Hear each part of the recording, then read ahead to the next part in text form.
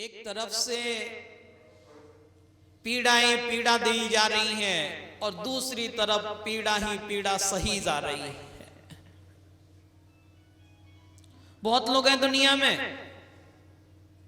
दूसरों को तकलीफ देने के लिए बहुत लोग हैं, लेकिन दूसरों की तकलीफ सहने के लिए बहुत कम लोग हैं।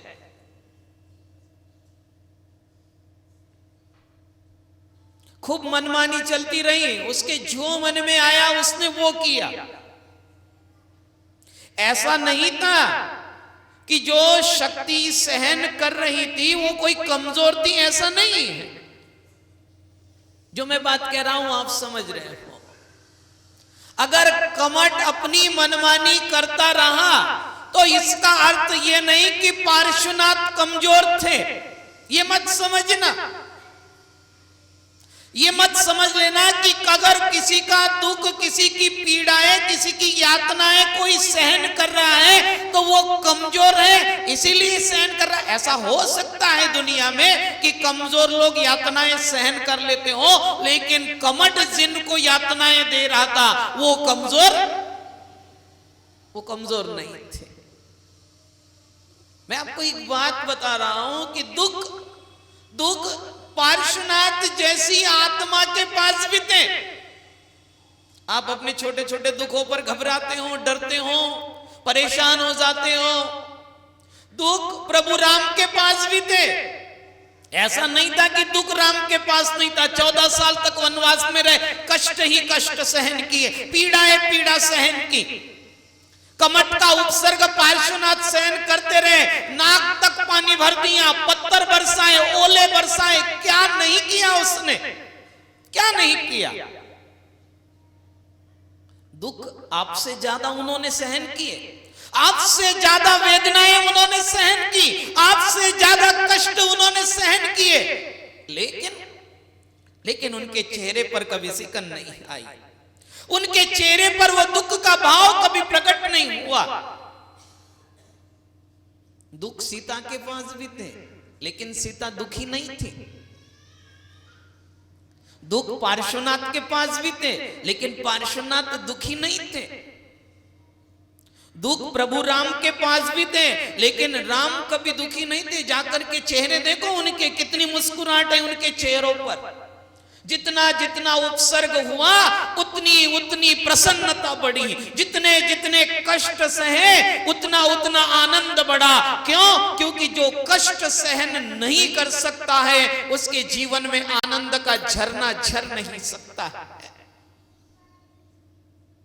कषाय, नफरत, ईर्ष्या, जलन की जिंदगी पतन की जिंदगी है। ये बात कमट के समझ में नहीं आ रही थी। एक दिन की बात हो, 2 दिन की बात हो, 3 दिन की बात हो, आप भी देखते हो होता है। आप भी अगर कोई एक दिन गाली दे तो आप सुन लोगे, दूसरे दिन भी गाली दे तो सुन लोगे, तीसरे दिन फिर आप कहोगे कि अरे इसे तो रोज रोज आदत पड़ गई। ईंट का जवाब आप क्या कहोगे? ईंट का जवाब पत्थर से देना है। अगर ईंट का जवाब पत्थर से दे दिया तो अनंतानुबंधी कषाय हो गई। गांधी जी जैसे विचारक कहा करते हैं कि अगर ईंट का जवाब पत्थर से देंगे तो धीरे धीरे एक दिन सारा संसार नष्ट हो जाएगा। ईंट का जवाब पत्थर से नहीं देना है, गाली का जवाब गाली से नहीं देना है, ईर्ष्या का जवाब ईर्ष्या से नहीं देना है, प्रेम से देना है। लोग कहते ताली एक हाथ से नहीं बजती, और ताली एक हाथ से बजती रही। वैसे ताली बजती हो ना बजती हो, लेकिन कमट और पार्श्वनाथ का जीवन जब उठा करके देखेंगे तो कमट पार्श्वनाथ भगवान पर उत्सर्ग करता रहा, वेदनाएं देता रहा, यातनाएं देता रहा, और पार्श्वनाथ प्रभु उनको शांति के साथ सहन करते रहे।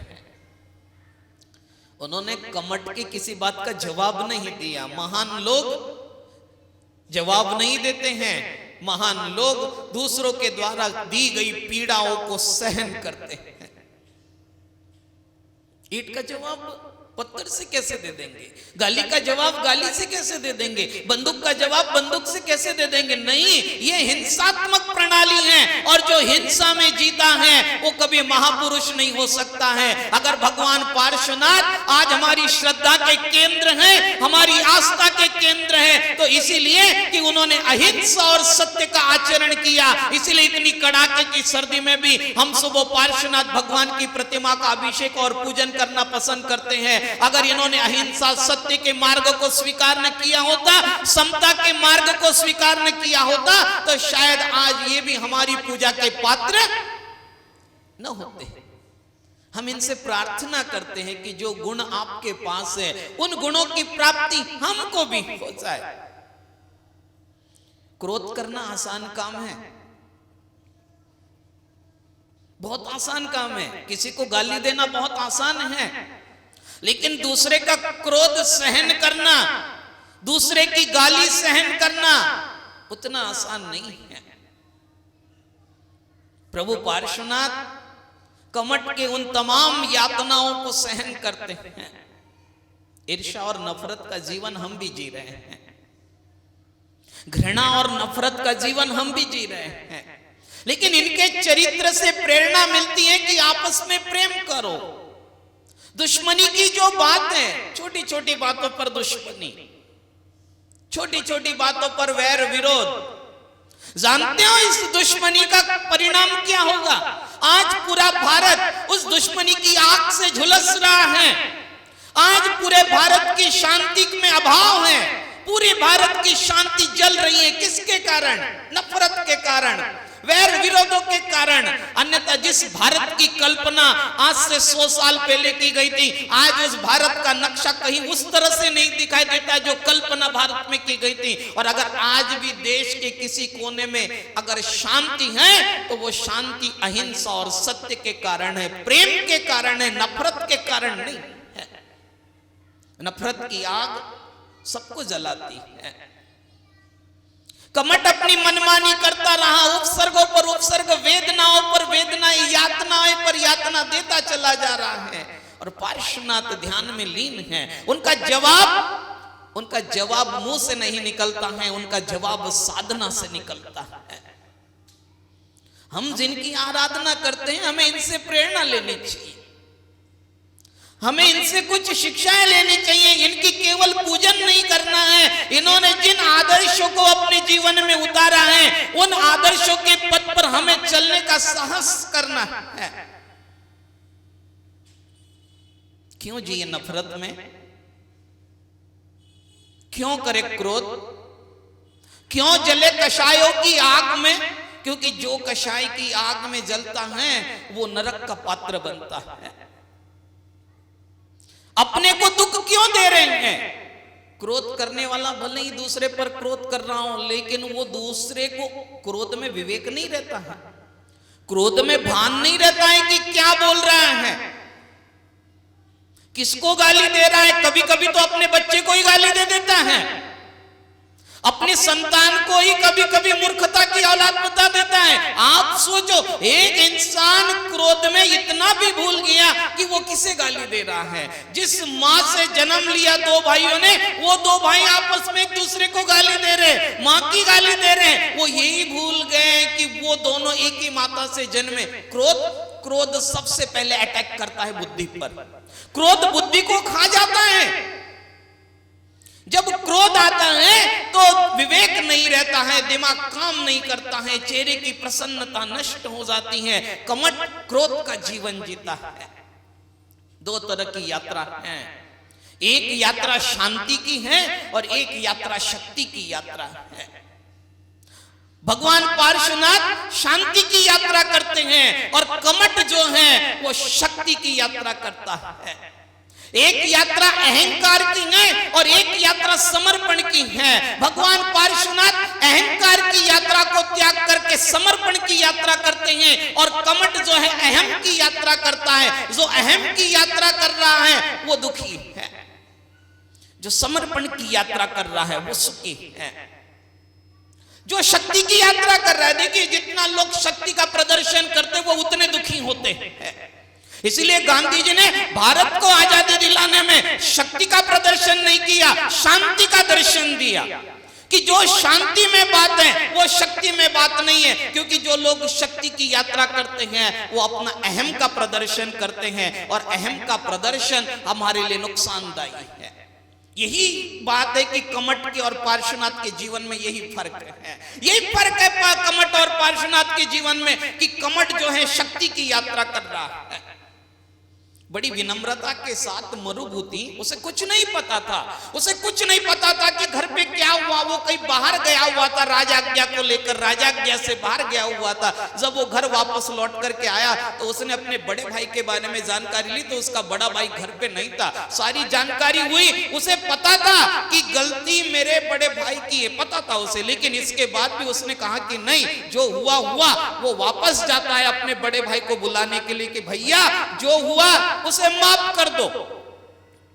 जो लोग नम्रवान होते हैं, जो लोग धार्मिक होते हैं, वो इस बात का इंतजार नहीं करते कि पहली गलती उसकी है, पहले वो माफी मांगे तब मैं माफी मांगूंगा।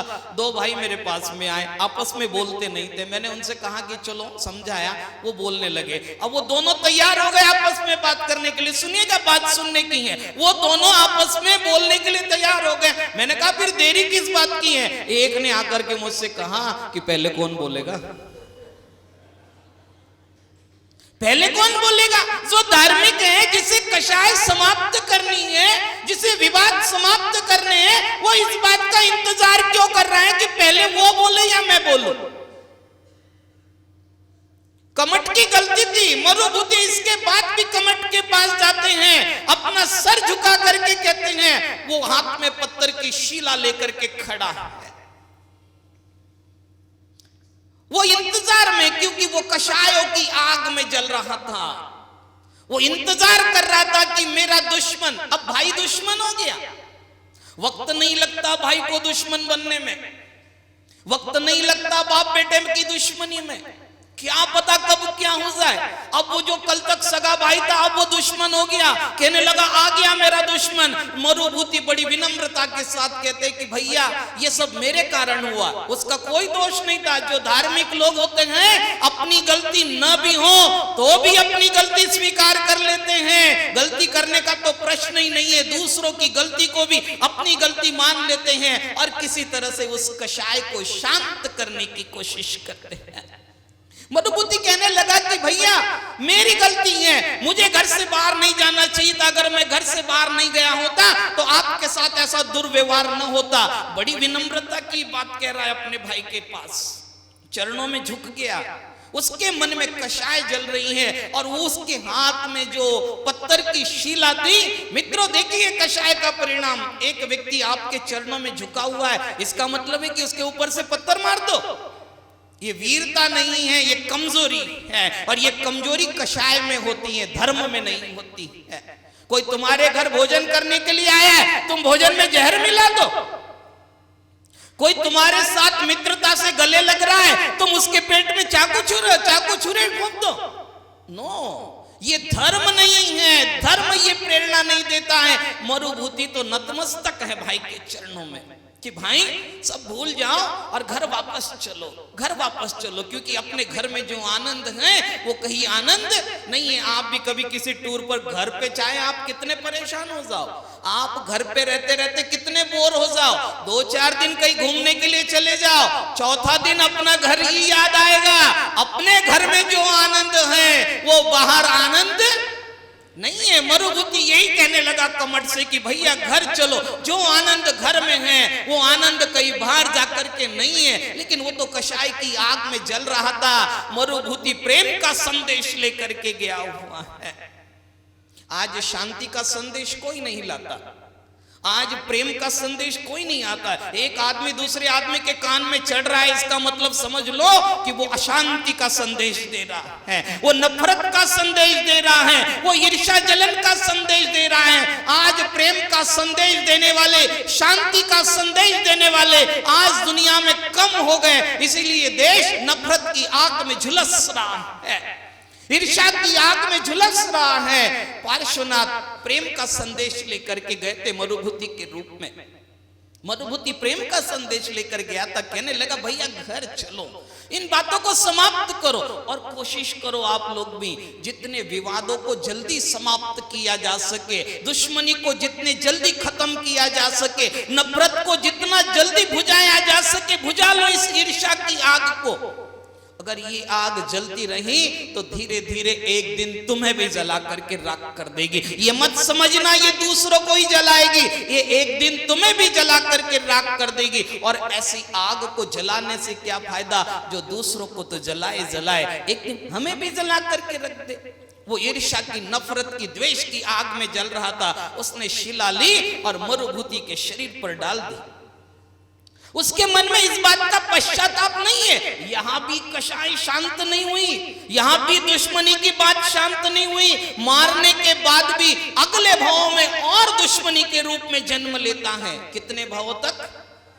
10 भाव तक वैर चलता रहा। आज भगवान पार्श्वनाथ, भगवान चंद्रप्रभ का जन्म कल्याणक और तप कल्याणक है कि इतना विशाल आयोजन आज हम कर रहे हैं। क्यों कर रहे हैं? क्योंकि अपने जीवन में कुछ परिवर्तन लाए। कषायें बहुत पुरानी हो चुकी हैं। पुराने कपड़े कब तक पहनोगे? फटे हुए कपड़े कब तक पहनोगे? गंदगी में कब तक रहोगे? नहीं, इनको उतार करके फेंक दो सब, कुछ नया करो।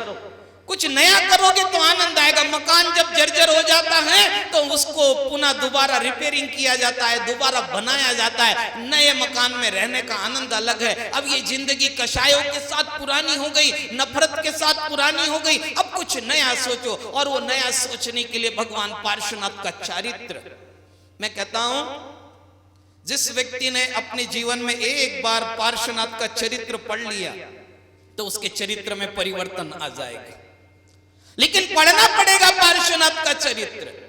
राम जैसे महान व्यक्ति को अपना आदर्श बनाओ।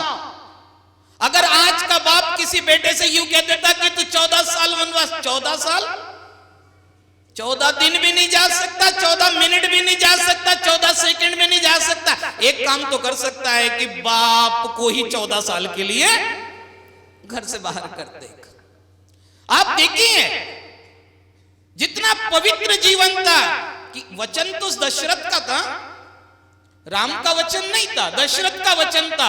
दशरथ से राम यूं भी कह सकते थे कि पिताजी वचन आपका है, आप निभाओ, मेरा क्या लेना देना। लेकिन नहीं, जो लोग शांत होते हैं, धार्मिक होते हैं, जिनका संदेश प्रेम का संदेश होता है, जिनके दिलो दिमागों से क्रोध, मान, माया, लोभ, नफरत, ईर्ष्या, दुश्मनी के भाव समाप्त हो गए हैं, वो शांति की यात्रा करते।